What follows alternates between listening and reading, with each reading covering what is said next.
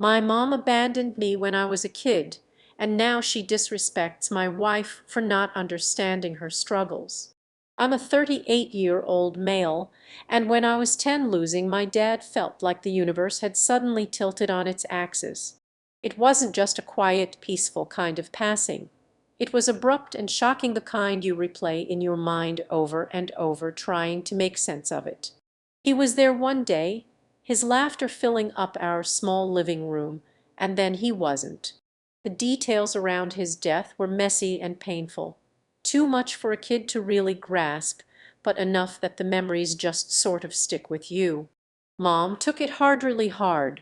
She tried to hold it together, but you could see the strain in her eyes, the way her hands shook a little more each day. She wasn't the same after that. Our home felt like a completely different world, one where the colors had faded and the sounds were muffled. Mom, who used to be the heart of our house, filling it with warmth and laughter, suddenly seemed like a shadow of herself.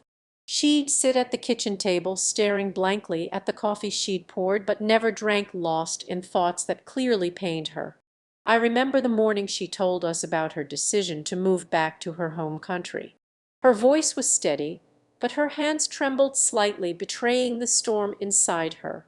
Our house, once vibrant with our family's daily routines, felt increasingly empty and silent. The walls echoed with the ghosts of our past conversations, and each room held a memory of Dad's laughter or his comforting presence. Being there, Mom said, was too much of a reminder of what we'd lost. She needed space to grieve away from the environment that echoed his absence. "It's just for a little while," she said, forcing a smile that didn't quite reach her eyes. "I need some time to heal, to find some peace." The word temporary hung in the air, but as a kid I didn't grasp the full weight of what was happening. I just nodded, thinking she'd be back soon, that this was just a short break and everything would go back to normal. Mom's move, intended to be a brief escape from her grief, became a permanent arrangement. Her brief visits were filled with awkwardness and palpable tension, as if she was a guest rather than the mother who had raised us. I could see the guilt in her eyes, the struggle to reconnect with the children who felt more like strangers now. As weeks turned into months and then years, the reality of her prolonged absence settled in. Birthdays and holidays came and went without her. Phone calls were our only bridge, her voice becoming less familiar over time, strained with a sadness that didn't seem to fade. Each call was a reminder of the widening gap. After Mom left, it was the Nelsons who took us in. They were old family friends, the kind who had known us since we were in diapers. Mr. Nelson was Dad's college buddy, and Mrs. Nelson had been Mom's maid of honor. They tried to fill the void as best they could, turning their guest room into our new bedroom, stocking the fridge with our favorite snacks, and even trying to keep up the same holiday traditions we used to celebrate as a family. Despite their kindness, the house never quite felt like home. It was always a bit too clean, a bit too quiet, lacking the chaotic warmth that had filled our own home. At night the walls seemed to echo with the silence, a stark reminder that this wasn't just a sleepover, that our mom wasn't going to be back at the end of the weekend. I remember lying in that guest bed, staring at the ceiling, and listening to my sister breathe softly in the bed next to mine. She seemed to adapt better, or maybe she just hid her feelings more. Nights were the hardest for me. That's when the what ifs would haunt me. What if I had been less of a hassle, quieter, easier to handle? Would Mom have stayed if I hadn't been so much like Dad, as she often said I was? These thoughts would spiral, and I'd find myself gasping for air, feeling that old familiar pang of abandonment. Mrs. Nelson would hear me sometimes. Her soft knock on the door was a prelude to her sitting by my bed, whispering reassurances, trying to soothe the fears and doubts that gnawed at me. But no matter how gentle her touch or kind her words, they couldn't replace the comfort that would have come from my own mom's embrace. This experience shaped how I parent my own kids. I've always made it a point to be there for them, to be a constant presence in their lives. I've gone overboard at times, maybe being too protective or too present.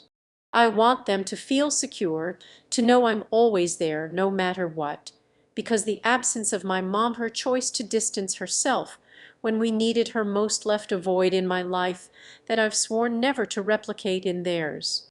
It's tough sometimes, knowing that mom was just grappling with her own grief while trying to find a way to cope. I understand it on a rational level, but emotionally it still stings. Accepting her decision has been one of the hardest parts of growing up. My wife, a wonderful woman, and I married and have two amazing kids together. I met my wife in college, a stroke of luck that I still thank my stars for. We both chose the same dreary morning lecture, Economics 101, and it turned out the only thing more potent than our mutual disdain for the subject was our instant connection. She sat next to me on the first day, her presence a stark contrast to the monotonous tone of the professor. She had this way of scribbling notes that was almost artistic, her expressions flickering between amusement and exasperation. We started sharing notes, then coffee, and eventually our dreams and fears. Telling her about my family came later, when our casual coffees had turned into long dinners, and we started thinking about a future together. It was a summer evening, one of those perfect ones where the air is just cool enough to be comfortable. We were at a little park near campus, watching the sunset paint the sky in strokes of orange and gold. I felt the weight of my past nudging at me, urging me to open up about everything. I started with the good memories, my dad's roaring laughter, the way he used to scoop me up into the air, my mom's holiday cookies, and the noise of a house that felt full. But then I shifted to the harder truths. I explained how things changed after Dad passed away, how the brightness dimmed, and how Mom eventually moved away. I told her about the years of feeling adrift, being raised by family friends who were kind but couldn't fill the void my mom left. My wife listened quietly, her hand finding mine as I talked. Her eyes never left my face, and in them I saw a well of empathy and understanding. When I finished, there was a soft sigh and a slight squeeze of her hand around mine, signaling her support. She didn't bombard me with questions or pity. Instead, she shared her own story of loss, how she grew up without grandparents and much of her extended family, which made her feel isolated in a different way. That night I realized how much I needed someone who didn't just know my joy but also understood my pain. It felt like a burden had lifted sharing my past with her, and her acceptance and understanding of my family's complicated dynamics only deepened my feelings for her. It was then I knew she was more than just a partner, she was my ally, someone who would stand by me through the complexities of life. Ever since I shared my family history with my wife, there's been this unspoken tension hovering around the subject of my mom. My wife, being the incredibly supportive partner she is, has always been understanding about my feelings, but has harbored a certain reluctance towards my mom herself. It's not out of malice or disrespect, it's more about her struggle to reconcile the abandonment I felt as a child with the woman she's met a few times since we got married. I've tried to explain to her that my mom was just trying to cope in her own way after my dad's death. She was grieving lost without him, I'd say, hoping to bridge the emotional gap that my mom's departure had created, not just in my life, but now in our marriage too. It wasn't that she didn't love us, she just needed time. But to my wife, who sees the world through lenses tinted with fierce loyalty to family, the idea that a mother could leave her children in the care of others, regardless of the circumstances, is a pill too bitter to swallow. She's never rude about it, never dismissive of my ongoing relationship with my mom. She encourages me to call her, supports my trips back home to see her, and is always the first to suggest we send gifts on Mother's Day. But she remains distant, a polite coldness setting the boundaries of their interaction. During family gatherings or holiday dinners, when my mom is around, my wife is cordial but distant. She'll smile, engage in small talk, but there's a guardedness in her eyes, a firm line drawn that everyone seems to understand. "I'm here for you," she whispers to me, squeezing my hand under the table, a silent reassurance that her stance isn't meant to hurt me, but a boundary she sets for herself. It's a delicate balance, navigating this quiet standoff between them. I often find myself in the middle, an interpreter translating not just words, but emotions and unspoken grievances, trying to foster understanding between the two people I love most. My mom, for her part, seems oblivious to the tension. Perhaps she doesn't want to see it, or maybe she believes that the warmth of her love alone will bridge any gaps. She often expresses her pride in the life my wife and I have built, showering us with compliments and trying to be the proud grandmother to our children. But it's clear to me that her attempts to connect don't always land as intended. There's an undercurrent of discomfort, a silent acknowledgement that lingers in the air, heavy and unaddressed. In moments when I catch my wife watching my mom interact with our kids, there's a flicker of frustration in her eyes, a subtle reminder of her own experiences of feeling unsupported in family dynamics. I try to remind her that for me, these moments are not just about my mom, they're about forging a family legacy. I want our kids to see the strength and love, the power of forgiveness, and the beauty of family, no matter how complicated it may be. Despite the challenges, I feel hopeful. My wife and I talk openly about everything, about her feelings, my mom's feelings. It helps. We remind each other that we are a team, navigating our paths together and slowly finding ways to mend the frayed edges of our family fabric. Each time we find a small victory, whether it's a genuine laugh shared between my wife and my mom or a moment of warmth when they bond over the kids, it feels like a step forward. So here we are together, still learning, still growing, caught in the complicated web of love and loss, but determined to make it work. Update: as the weeks turned into months, I found myself navigating the complexities of my relationships with my wife and my mom like a tightrope walker, balancing love and pain with every step. It was during this period of reflection and adjustment that I realized how deeply intertwined our pasts were and how that history colored our present interactions. My mom's visits grew more frequent, and each time she came, it felt like a rehearsal of the same scene, with subtle changes each time. The kids were naturally excited, their laughter echoing through the house as they ran to greet their grandmother. My mom, with her slightly frazzled hair and warm smile, would scoop them up into her arms, enveloping them in the kind of love that only a grandparent can provide. But the moments that should have been joyful were often laced with an undercurrent of tension between her and my wife. At first I tried to dismiss the discomfort. After all, my mom was just trying to reconnect, and my wife was giving her the benefit of the doubt. But as the days passed, I began to notice the subtle shifts, the tightness in my wife's smile. The two would exchange pleasantries, but I could sense the chasm of unspoken words stretching between them, an invisible wall built on my wife's feelings of betrayal by the mother figure, who had chosen distance over presence during my childhood. One particular afternoon, while I was making lunch, I overheard them in the living room. The kids were busy with their toys, and I thought it was a perfect opportunity for them to bond. I had just sliced some avocados when I caught snippets of their conversation. My mom was animatedly recounted a story from her own childhood, one filled with adventure and laughter. But my wife's responses were clipped, polite, and almost defensive.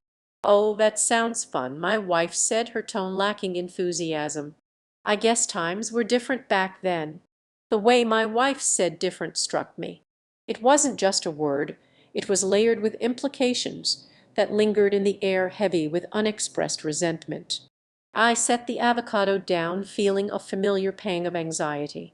It was like watching a dance where neither partner knew the steps, both of them trying to navigate a rhythm that felt off. Just then, my 6-year-old daughter burst into the kitchen, her cheeks flushed from excitement. "Daddy, can we have tacos for dinner?" I smiled, ruffling her hair, but my mind kept drifting back to the conversation happening just a few feet away. "Sure thing, kiddo," I replied, trying to keep my tone light, even as I felt the weight of the moment hang over me. "Let's make a taco bar." As I cooked, the sounds of my daughter's giggles filled the air. I knew I had to address it. After lunch, while the kids were napping, I turned to my wife, my heart racing as I prepared to broach the subject. "Can we talk for a minute?" I asked, my voice low. She nodded, a hint of weariness flickering in her eyes. We sat down on the couch, the familiar warmth of our living room wrapping around us like a blanket. Yet it felt different in that moment. "I noticed things seemed a bit tense between you and my mom earlier," I said carefully, watching her reaction. She sighed, running a hand through her hair, a gesture I had come to recognize as a signal of her frustration. I just I don't know how to connect with her," she admitted, her voice laced with vulnerability. "I can see how much you love your kids, how important it is for you to have her in their lives, but I can't shake the feelings of abandonment I have toward her. She chose to leave when you needed her most, and it's hard for me to pretend that didn't happen." "I get it," I replied, my heart heavy with empathy. "But she's trying, in her own way. I think she's genuinely sorry for how things went down." "Sorry isn't enough, though," she said, her voice rising slightly. "You don't just walk away from your children because it's hard. I see how it affects you, but I also see how it affects our family, and I can't just ignore my own feelings about it." I paused, realizing the depth of her pain. "I don't want you to ignore how you feel. I want us to work through this together. Maybe we can find a way to help her understand where we're coming from." Her expression softened as she considered my words. Maybe if she took some responsibility it would help. It was a breakthrough of sorts. We began to sketch out a plan for our next family dinner, a way to create an opportunity for honest conversations. I decided I would talk to my mom beforehand, gently encouraging her to open up about her past choices and their impact on me and our family. I felt a renewed sense of hope, as if we could shift the dynamic, turning it into a more open dialogue. That evening I called my mom to discuss our upcoming dinner. Her voice was warm and inviting as always, but I could sense a hint of hesitation when I brought up the idea of discussing our family's history. "Why do we need to talk about the past?" she asked, a slight tremor in her voice. "I thought we were moving forward." "We are, but moving forward means addressing what happened," I explained gently. "It's about healing, Mom. I want us to have a real connection, and that starts with understanding where we all came from." There was silence on the other end, a pause that felt like an eternity. "I never meant to hurt you, you know that, right?" she finally said, her voice softening. "I just didn't know how to handle my grief. I thought distance would help. I understand that now, but it still affected me. It affected all of us. I think talking about it could help us all heal," I urged, my heart racing as I spoke. "I'll try," she said, her voice barely above a whisper. "For you, I'll try." The dinner unfolded a few days later, filled with the usual chatter and laughter of our children. The atmosphere felt charged, each of us dancing around the unspoken truths simmering just below the surface. As we gathered around the table, I could see my wife's apprehension mirrored in my mom's eyes. They were both strong women, each grappling with their own struggles, yet here we were, brought together by love loss and the hope for a brighter future. I began with light conversation, carefully weaving in humor to ease the tension. But as the meal progressed, I knew it was time to shift gears. "Mom, can we talk about something a little more serious?" I ventured, glancing at my wife for support. My mom nodded, her expression shifting to one of concern. "Of course, what's on your mind?" I took a deep breath. "I think it's important for us to talk about your decision to leave after Dad passed away. I know it was a difficult time for you, but it shaped me in ways I'm still trying to understand." My wife shot me a quick, supportive glance, and I continued, "I've spent years trying to reconcile those feelings of abandonment. I want to understand your side of it." My mom's gaze dropped to her plate, her fingers tracing the rim of her glass. "I was lost," she finally admitted, her voice trembling. "I thought I was protecting you kids by stepping away. I didn't want you to see me broken. I thought it would be easier for you." My heart ached as I listened. "But it wasn't easier for me, Mom. I needed you, we all did." Tears welled in her eyes as she looked at me. "I see that now. I thought I was being strong, but I see that it was just fear that drove me away. I didn't know how to be a mother without your father." The room fell silent, and I glanced at my wife. "It's okay to be vulnerable," I said gently. "We're all trying to navigate this together." My mom wiped her tears and nodded, her expression softening. "I'm so sorry for how my choices affected you. I never wanted to hurt you." My wife spoke up, her voice steady. "It's important for both of you to understand that healing takes time. It's not just about saying sorry, it's about actions moving forward." The conversation continued to unfold, layers of pain and misunderstanding peeling away as we navigated the path toward healing together. My mom shared more about her own childhood, her relationship with her parents, and how their struggles influenced her decisions. My wife opened up about her own family dynamics, the expectations and pressures that shaped her perception of motherhood. By the end of the evening, there was a palpable shift in the air, a sense of release, as if we had finally let out a breath we didn't realize we'd been holding. My mom and wife exchanged a few tentative smiles, and I felt a flicker of hope igniting within me. As they helped clean up, I caught glimpses of genuine interactions, my mom playfully ruffling my daughter's hair. It was a small step. Later that night, my wife and I sat on the couch, exhausted but exhilarated. "I think we made some progress," I said, taking her hand in mine. She nodded, a soft smile gracing her lips. "I feel hopeful. It won't be easy, but it feels like we've opened a door." "Yeah," I replied, squeezing her hand. "We're in this together. We can navigate the messiness of family and find a way to create our own legacy." As we settled in for the night, I couldn't shake the feeling that we were finally on a path toward understanding, a winding road perhaps, but one filled with potential for love and connection. We were all still learning, still growing, but with each step